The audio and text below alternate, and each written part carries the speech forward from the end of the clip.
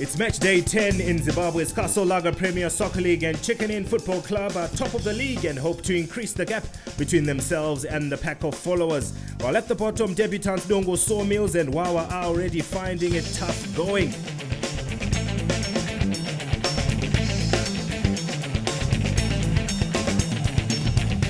The 2015 Premier Soccer League race is already shaping up into an exciting one, and this week we bring you all the spills and thrills from two matches. A troubled 2005 champions Caps United hope to put their off-the-field woes behind them as they take on high-flying Chapungu United.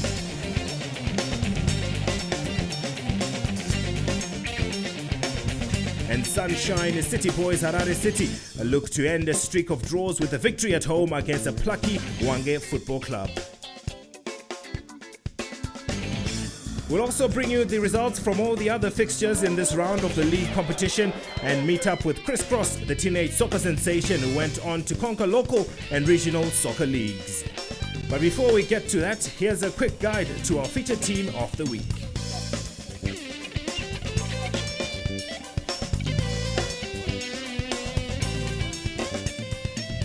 Caps United Football Club is a Zimbabwean football club based in Harare, formed in 1973 initially as the Central Africa Pharmaceutical Society Football Club. The team rose to prominence in the late 1970s and early 1980s when it was home to some of the finest ever Zimbabwean players. During this period, Caps United got the nickname Cup Kings as it virtually monopolized championship to knockout tournaments like Chibuku Trophy, Rose Bowl Charity Shield and the Independence Trophy. Its avid fans nicknamed it Makepekepe. It's also referred to as the Green Machine because of its traditional colors. Its home ground is the National Sports Stadium. It enjoys an intense rivalry with Dynamos and Highlanders.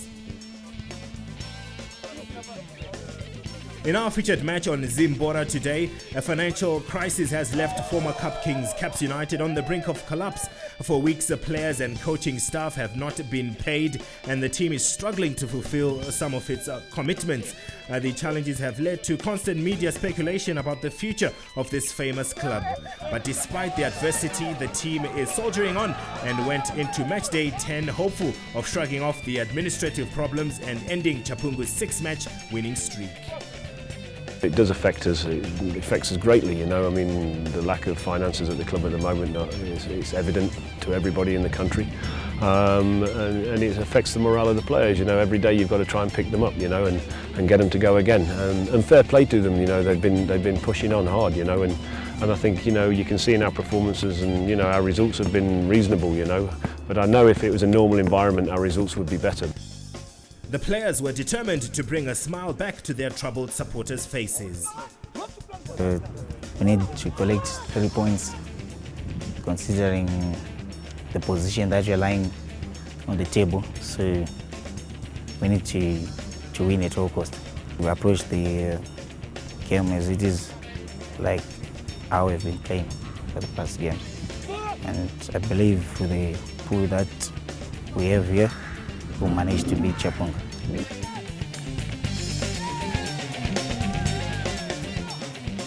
But visiting Chapungu were careful not to let the financial problems at Caps give them a false sense of security. An impressive run of wins had catapulted the Midlands outfit from bottom of the log into the top 6 in just 7 weeks. It's a run they wanted to keep going.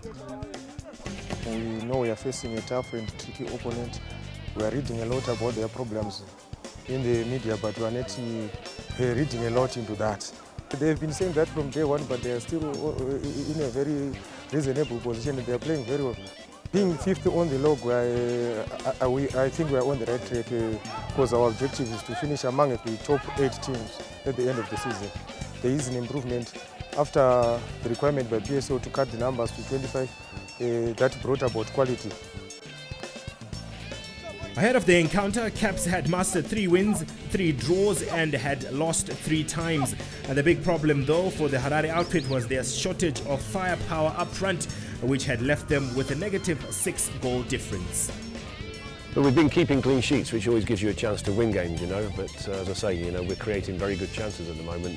Every game we play, we're creating probably 4 or 5 goal chances, and we've got to start sticking them away now.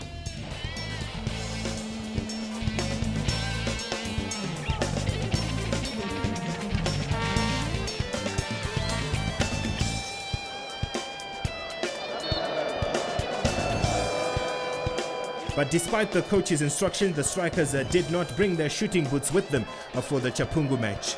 As veteran striker Leonard Tsipa came close but could not give Makepekepe the lead.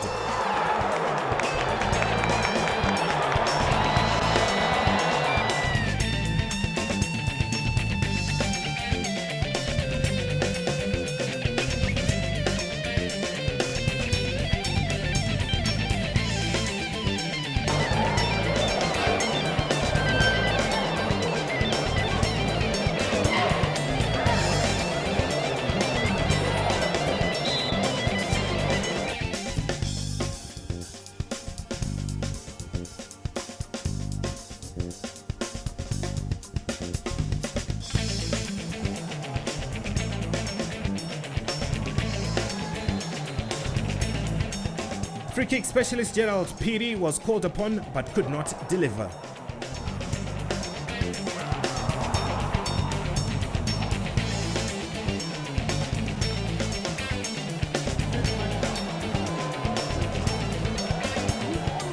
Caps captain Moses Muchenje looked lively throughout the first half, creating chances and dictating the pace in midfield.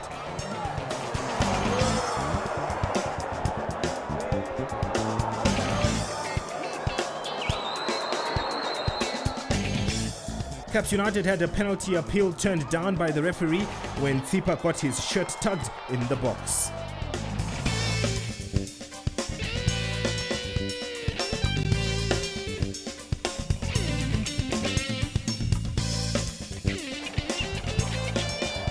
And after 20 minutes of play, Chapungu hit Caps United. At the end of the move was Tinei Chitora with a simple tap in, and 1-0 it was to Chapungu.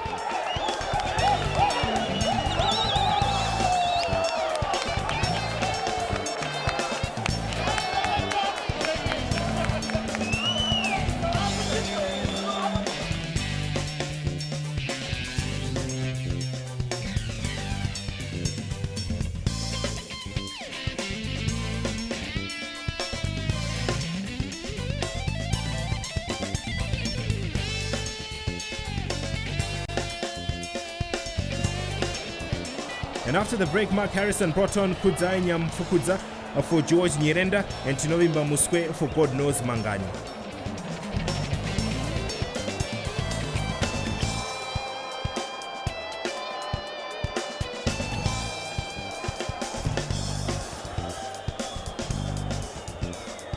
And the changes almost paid off immediately as Nyamfukudza came close only for the keeper to produce a brilliant point-blank save.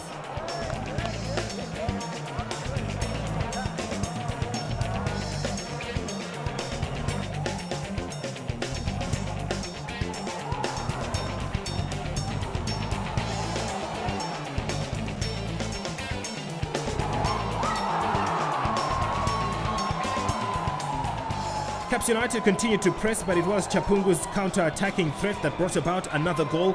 Midfielder Gift Phiri found space from 25 yards out and unleashed a low shot which caught goalkeeper Chris Mverechena by surprise.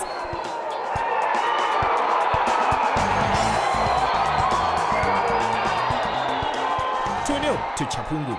Caps in big trouble with 17 minutes of normal time left.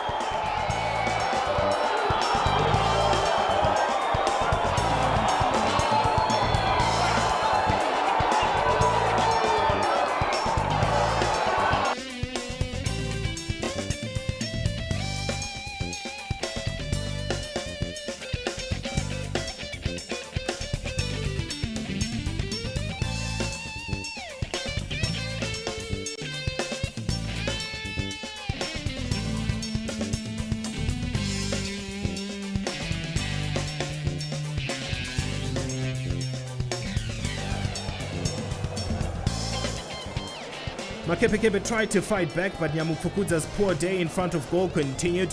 First with his feet, after 80 minutes, he missed a chance he should have scored.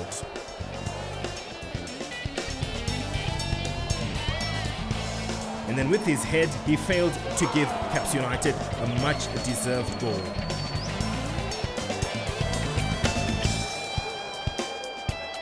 Frustrations continued as Gerald Phiri's violent conduct went unpunished by the referee as the young midfielder grabbed goal scorer Gift Phiri by the throat.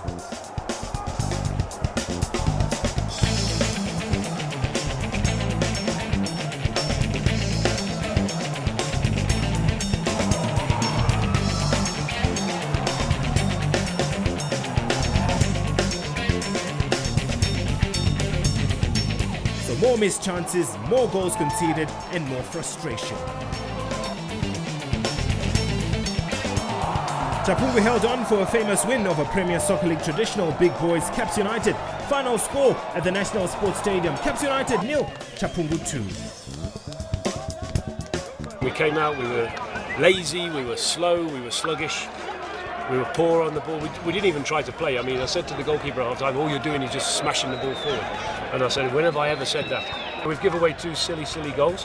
Don't know what we've got to do to try and score a goal here at the moment. You know, we just can't buy a goal at the moment, and I don't know why. I mean, we're getting chances and we're not finishing. Finishing is a big problem at the moment. We've got to concentrate a little bit harder and take it a bit more seriously. Now his opposite number had no such problems. John Nikadzino was delighted to have made it 7 games unbeaten. They are one of the 3 teams that we lost a single match. That is Caps United, Triangle and Chicken. I knew we were facing a good side. I told my players not to read much into the problems that are said to be at Caps United. Caps United were left ruining missed chances and facing some hard work to turn their season around. Missed chances. Football is all about scoring. We lost. It's a game of football. We need to push for. We need to work hard for the next game. Nah, the game was okay. We played according to instructions. Hi guys, my name is Edson Macheka, Caps United midfielder. You're watching Zimbhora.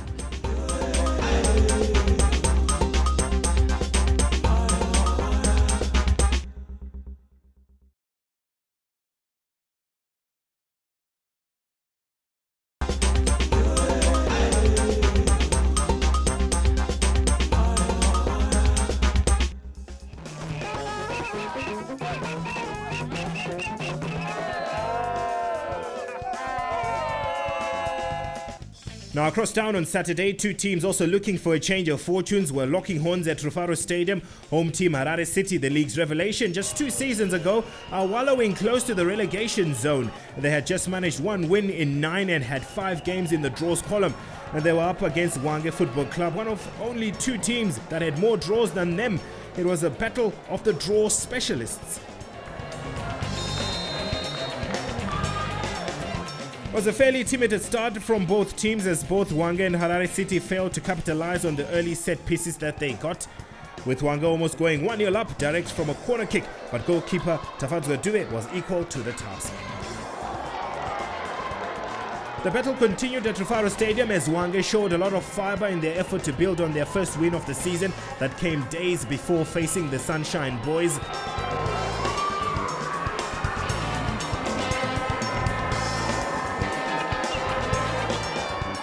And it took a substitute in the form of Hani Chimutimunzere to make life sweet for Harare City, heading home from a Tendai Samanja cross. 72 minutes played, 1-0 to Harare City.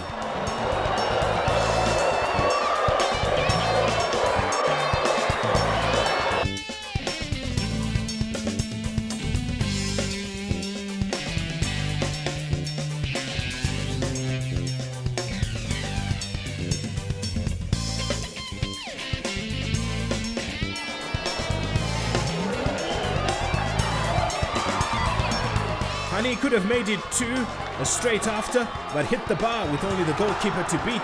Will he rue this big chance to kill the game?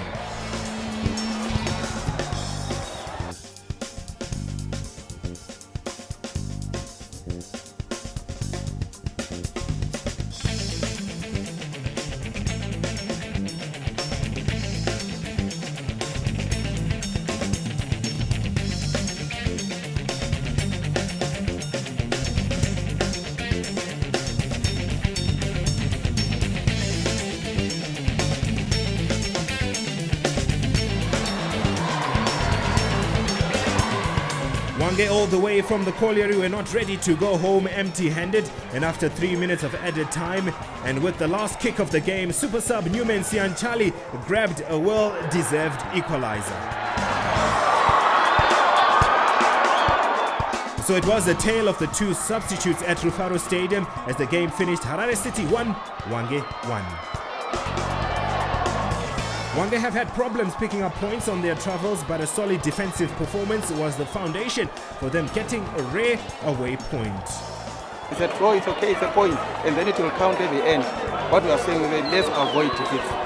No, I cannot say it's lucky, because maybe we're defending very well. So said to drop 2 precious points, and I thought we had responded very well after the worst 45 minutes that I have seen from my team in a very long time. And at a time when we thought we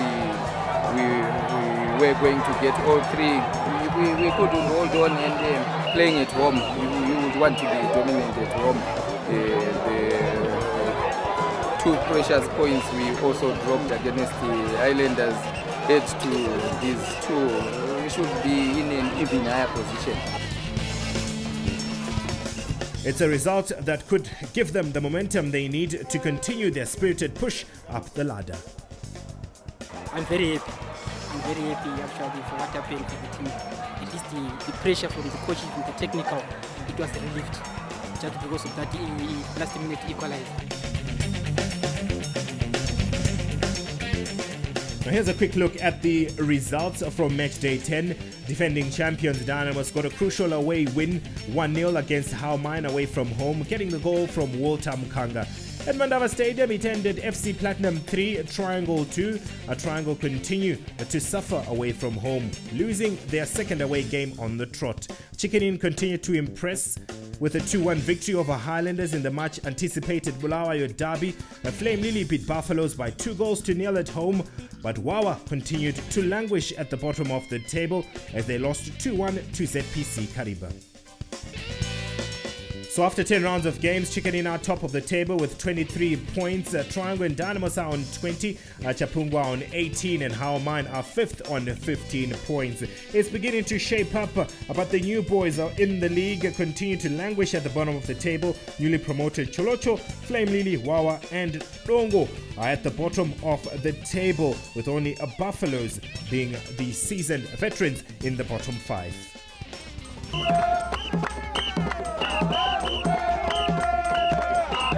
We are watching Zimbhora on Supersport. I'm Augustine Lelepa, Harare City supporter. Sharp. More fire. More fire.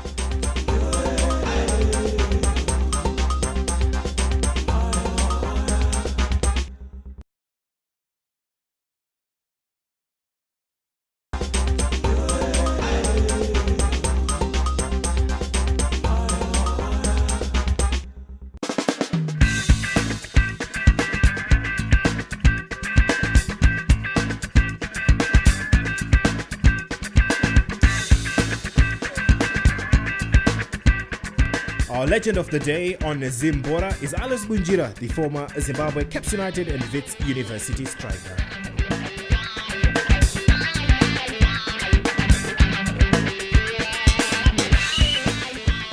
I started playing for Tarenti. I made my debut at Kemen Motormine Stadium when it was still Super League, like you say. I was 16 years old at that time. And then my real first game was when we played against Black Aces in 1991. We won the Castle Cup when we beat Caps United 4-0, and I scored 2 goals. And that I think that game is the one that catapulted me to what I can call superstardom. I was called to the senior national team that very same next day. I was in the national senior team and I was 17 at that time, and from there onwards it was just everything was flowing for me, and I left for United States of America. I got a full scholarship in 1994. I stayed there for a year, then I came back and joined Blackpool. I played for Blackpool for 1 year. I first went to Slovakia, then I went to Poland. After Poland, I came back, I joined Caps United. Yeah, I played for Caps United until 1999. Then I moved to South Africa, where I joined Wits University. I played for Wits for 5 years. Then I moved to Mamelodi Sundowns for 1.5 years. Before I went back to Wits for another 2 years. Then I joined Jomo Cosmos for 2 more years. Then after Jomo Cosmos, I moved to FCAK in the first division in South Africa. I played there for 2 years before I retired. In Zimbabwe, it was prestigious to be on that Castle Soccer Stars of the Year calendar. And for me, that was the greatest achievement. That in my first full season in Zimbabwean football, I was on the calendar, 17 years old. I think apart from Peter Ndlovu, I think I'm the youngest ever to be on that calendar. And also to be called to the national team at that age. I think I'm also second from Peter Ndlovu as well, to be called to the national team at 17. All the time I've been in Zimbabwe, I've never failed to be on that calendar, except for 1995 when we were disqualified for refusing to go to the Congo. When there was Ebola, I refused and I was disqualified. But all the years that I was here in Zimbabwe, I've been one of the 11 Soccer Stars of the Year. And in 1996, I was the King's Gate Player of the Year, so I'm also proud of that. In South Africa, I joined Wits University, and I'm also proud to say that I was Player of the Year at the club for about 2 seasons out of the 5. And I was also the top goal scorer of the club for 3 seasons out of the 5. My most memorable game is the one that I scored. We beat Wange 4-0 at Rufaro Stadium. I scored 0-4. And that was outstanding. And I scored my hat-trick against Chapungu in Gweru in 12 minutes. First 12 minutes we were already leading 3-0. I scored 3, and that was memorable as well.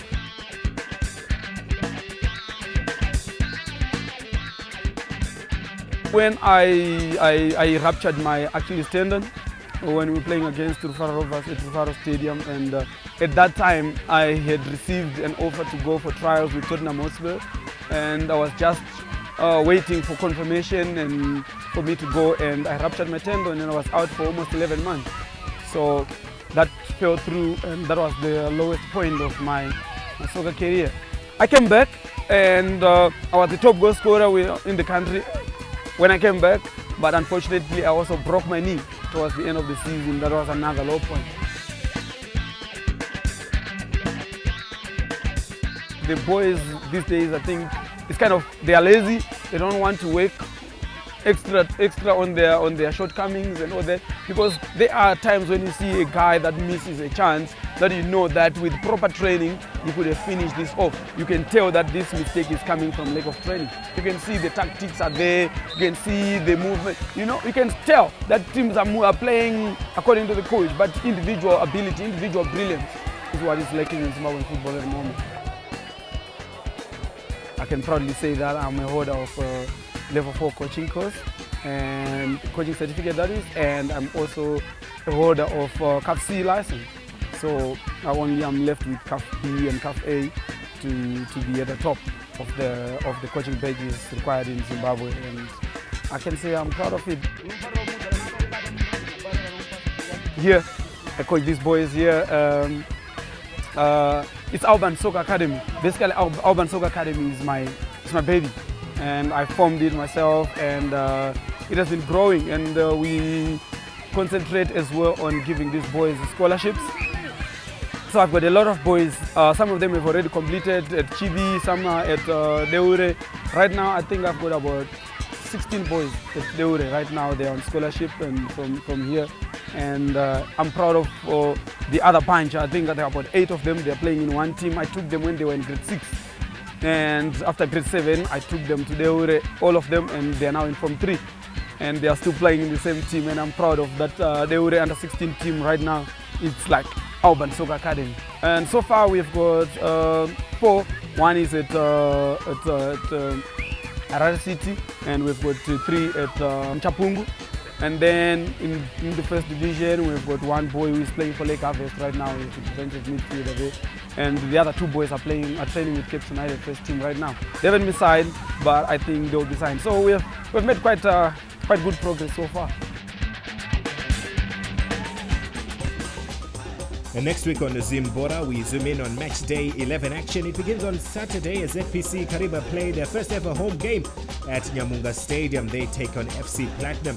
Chapungo hosts Flame Lily. Buffaloes up against Harare City, and top of the table Chicken Inn will be hoping to get maximum points at the Colliery as they lock horns with Wange. On Sunday, Big Boys Highlanders take on New Boys Wawa. Triangle United will be hoping to pile the pressure on Chicken Inn as they host How Mine. Caps United take on New Boys Dongo Somu at Vengere Stadium, hoping that they can get all 3 points. On Monday, action concludes with defending champions Dynamos up against Cholocho Football Club at Rufaro Stadium.